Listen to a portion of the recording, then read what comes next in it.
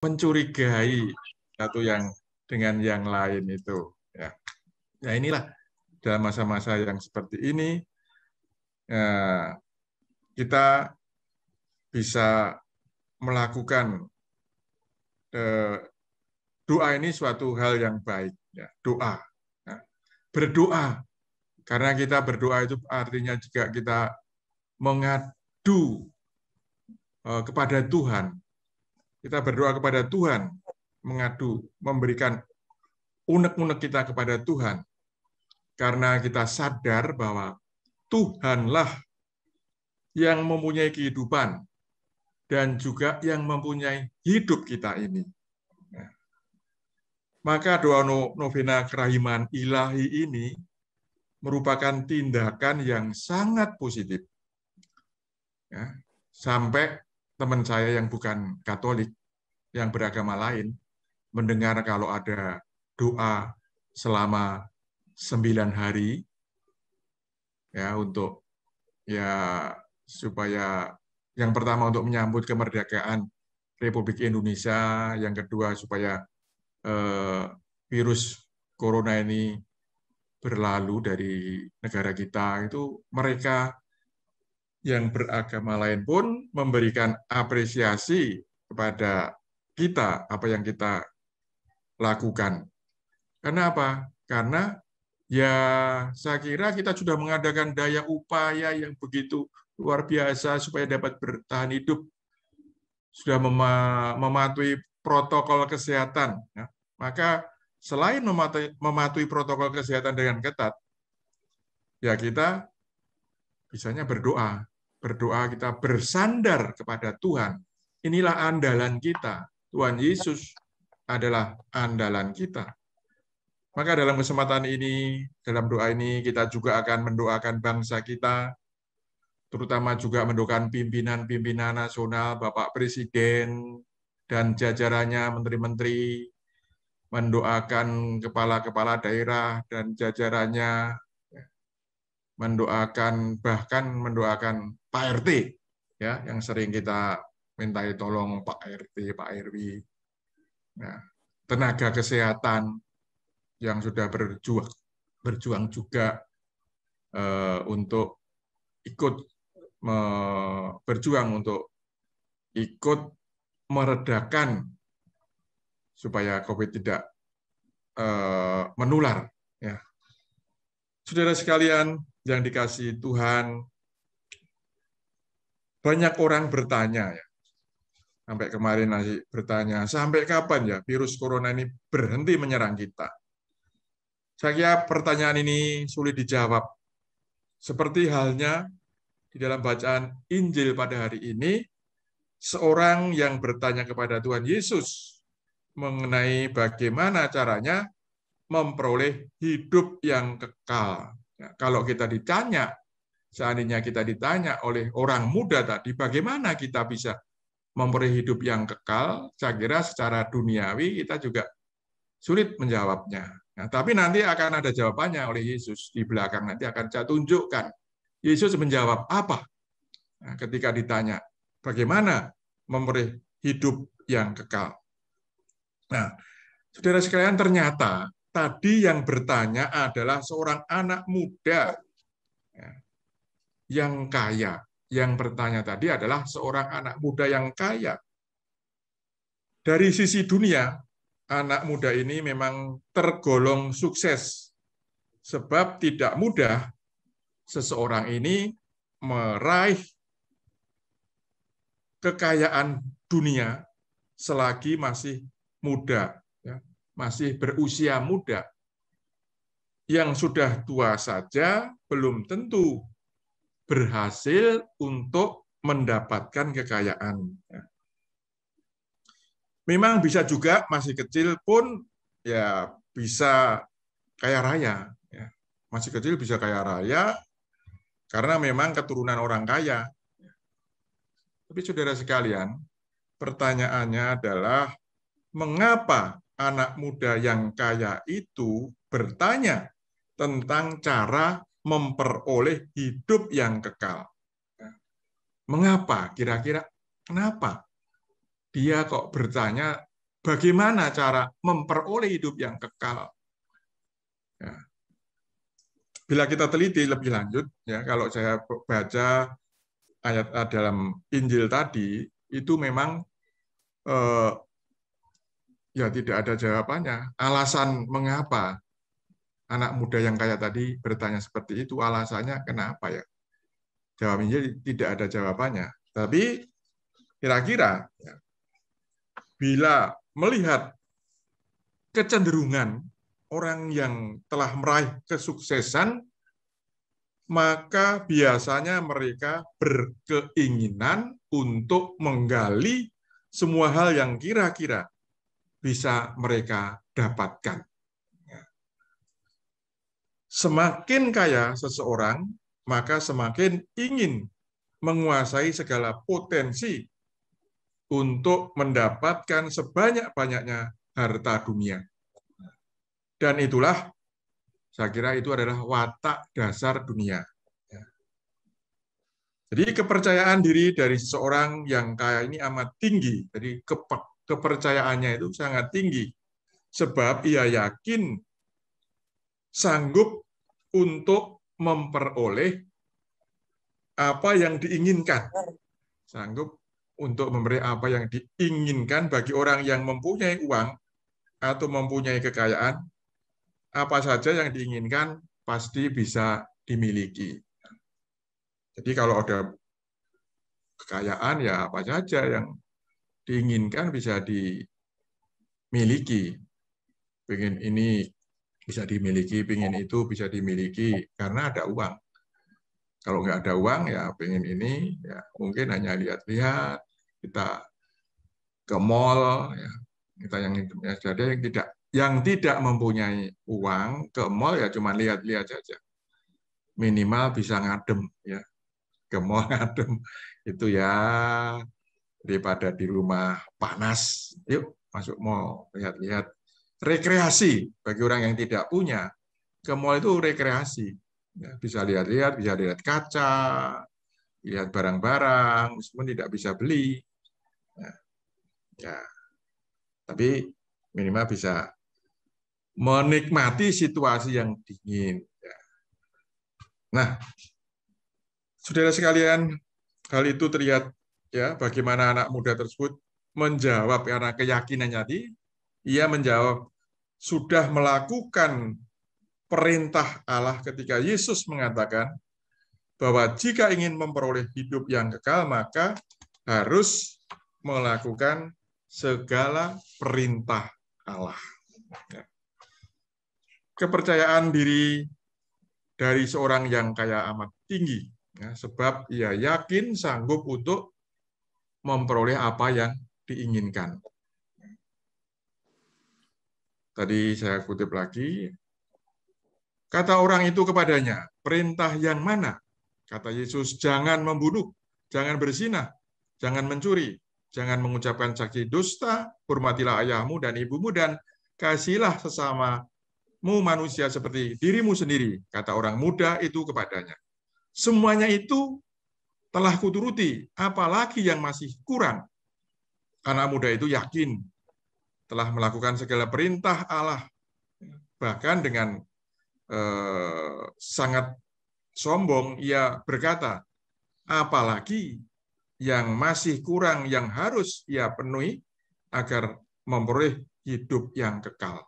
Nah, mungkin disangkanya cara memperoleh hidup yang kekal seperti cara ia meraih kesuksesan, ya, kesuksesan memperoleh harta dunia. Ternyata untuk memperoleh hidup yang kekal, Yesus mengatakan, ya. Jadi ini tadi jawabannya adalah Yesus untuk memperoleh hidup yang kekal, Yesus mengatakan, jikalau engkau hendak sempurna, ya, jikalau engkau hendak sempurna, pergilah, jualah segala milikmu dan berikanlah itu kepada orang-orang miskin. Ya. Maka engkau akan beroleh harta di surga. Kemudian datanglah kemari dan ikutilah aku. Ya. Bagaimana reaksi anak muda tadi, saudara-saudara, anak muda yang kaya ini tidak bersedia melepaskan harta dunia yang dimilikinya untuk memperoleh harta surga, atau dengan kata lain memperoleh hidup yang kekal. Mengapa? Dikatakan bahwa ketika orang muda itu mendengar perkataan itu, pergilah ia dengan sedih sebab banyaklah hartanya. Jadi terbukti, saudara sekalian, bahwa anak muda ini lebih memilih harta dunia, dan pada umumnya banyak orang juga memilih harta dunia. Mengapa demikian, saudara sekalian? Harta dunia sangat mempesonakan, karena harta dunia ini memang sangat mempesonakan, dan hampir semua orang menginginkannya. Orang beriman sekalipun tidak terlepas dari keinginan memiliki harta dunia. Seperti harta dunia sudah kita melihat bahwa sepertinya harta dunia ini sudah menguasai hampir seluruh bidang kehidupan. Jadi ketika hidup di dunia ini, harta dunia ini menjadi andalan hidup dari hampir semua orang. Banyak orang mengatakan bahwa uang itu sangat penting. Kalau tidak punya uang, katanya, kita tidak bisa berbuat apa-apa. Banyak orang yang mengatakan seperti itu. Nah, saudara sekalian, maka siapa yang berani berkata bahwa dirinya tidak membutuhkan harta dunia? Ya, Bapak Ibu, siapa yang berani kalau tidak membutuhkan harta dunia? Saya kira semua akan mengatakan bahwa kita membutuhkan harta dunia. Termasuk saya, ya, membutuhkan. Ketika masih hidup di dunia masih membutuhkan harta dunia. Ya. Jujur, gitu ya, jujur. Ya. Karena kita melihat pada umumnya ini orang membutuhkan harta dunia untuk membiayai keperluan hidupnya, dan kenyataannya seringkali orang terjebak untuk mengumpulkan dan menimbun harta dunia demi memastikan semua keperluan hidupnya terjamin di masa depan. Ya, kalau kita melihat kebiasaan orang yang hidup itu, mulanya memang dipicu kekhawatiran. Ya, kekhawatiran apakah hari esok dan di masa depan masih tersedia harta dunia untuk membiayai keperluan hidup dirinya. Nah, namun lama-kelamaan mulai bergeser dari khawatir menjadi tujuan utama hidup seseorang. Pertama khawatir dulu. Bagaimana ya hidupku masa depan nanti? Di masa depan bagaimana ya aku ini ya? Tapi lama-kelamaan dari kekhawatiran itu menjadi tujuan hidup. Jadi bekerja, terus semua bukan hanya khawatir untuk masa depannya, tetapi juga akhirnya menjadi tujuan hidupnya, mencari harta benda. Jadi semula menimbun harta dunia ini untuk jaminan hidupnya di masa depan. Tetapi saudara-saudara, kemudian beralih untuk masa depan anak-anaknya, masa depan cucu-cucunya. Selanjutnya, demi ambisi hawa nafsu, serakahnya ingin menguasai semua harta yang ada di dunia ini. Lebih parah lagi, itu kalau sudah ingin menguasai dengan cara apapun. Itu dengan cara korupsi, ya itu lebih mengerikan. Dengan cara mencuri atau menipu, nah ini mengerikan. Maka saudara sekalian, kita melihat dalam Injil lagi, maka tidaklah mengherankan si anak muda yang kaya tadi meninggalkan Yesus dengan sedih. Karena apa? Karena ia merasa berat hati dan sayang kepada harta dunia yang telah dirasakan nikmatnya. Sedang harta surga ini belum dirasakan dan belum ada di tangannya. Kita baru yakin bila sudah melihat atau dapat dipegang, sedangkan harta surga ini baru berupa janji. Harta dunia sudah dipegang, sudah ada di genggaman tangannya. Harta surga baru janji saja, belum teringat. Sehingga anak muda tadi timbul keraguan-raguan dalam hatinya. Ya, saya kira siapa yang mau melepaskan harta dunia yang jelas-jelas ada dalam genggaman tangannya dengan menukar harta surga yang tidak nampak jelas di mata jasmani dan belum tentu ia bisa memperolehnya. Jadi saudara sekalian yang dikasih Tuhan, saya kira hal yang perlu bagi kita adalah Yesus, yang perlu kita ingat adalah Yesus menghendaki anak muda itu, jualah segala milikmu. Saya ulangi lagi, jualah segala milikmu, berikanlah itu kepada orang-orang miskin. Pertanyaannya adalah, mengapa Yesus menyuruh anak muda itu menjual segala miliknya? Karena harta dunia biasanya mengikat hati dan juga mengatur hidup kita. Ya, karena sudah terikat oleh harta, manusia itu, kita ya sudah nggak apa-apa, diatur nanti. Kalau sudah terikat oleh rokok, ya kita diatur oleh rokok. Tidak bisa, kalau tidak merokok, itu nanti bisa, katanya tidak bisa berpikir, dan lain sebagainya, karena sudah kena rokok. Ya. Nah, jadi itulah saudara sekalian, karena mengikat.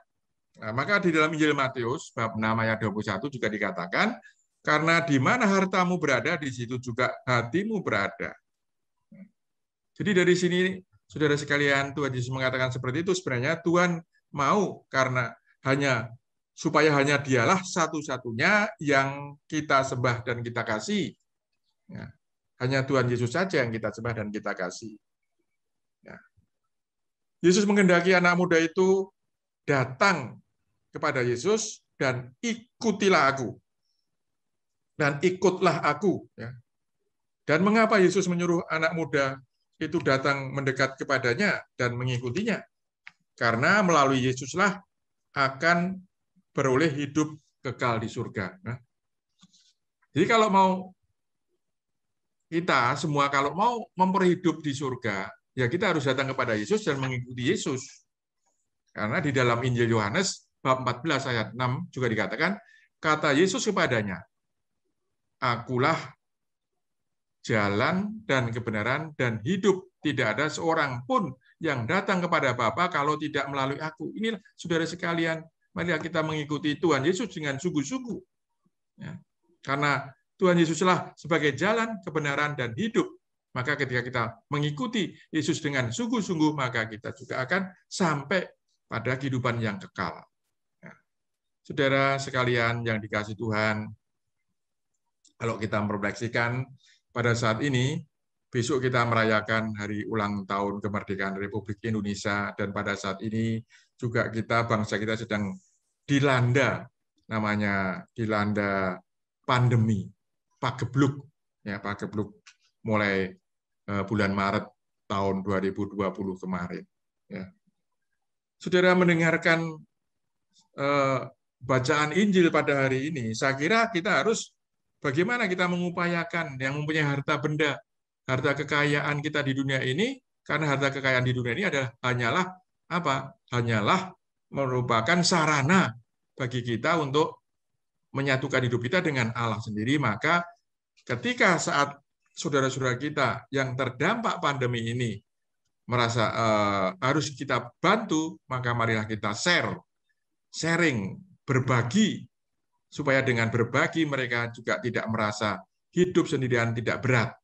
Kita berbagi kepada mereka, ya, karena mereka juga membutuhkan hal itu. Ya, sama pandemi ini kita melihat bahwa sudah banyak sekali pemerintah mengeluarkan uang, ya, bertriliun-triliun untuk membeli vaksin, untuk memberi santunan kepada orang-orang yang sakit karena COVID, memberi bantuan sosial dan lain sebagainya. Maka kita juga membantu pemerintah untuk apa? Untuk mengupayakan juga pemutusan rantai penularan ini. Saya kira kita melihat bahwa pemerintah sudah berusaha semaksimal mungkin. Bapak Jokowi itu sudah, dan jajarannya sudah berusaha semaksimal mungkin, maka kita juga doakan mereka. Kita doakan Bapak Jokowi, jajarannya, pemerintah daerah, pimpinan pemerintah daerah, Bapak RT, kita doakan pada saat ini, saudara sekalian. Dan dengan demikian kita berharap bahwa kado yang paling baik dalam ulang tahun kemerdekaan Republik Indonesia ke-76 ini adalah terbebasnya bangsa kita dari pandemi ini. Harapan kita. Kita hanya bisa berserah kepada Tuhan, dan kita menyerahkan semua hidup kita kepada Tuhan. Tuhan memberkati kita. Amin.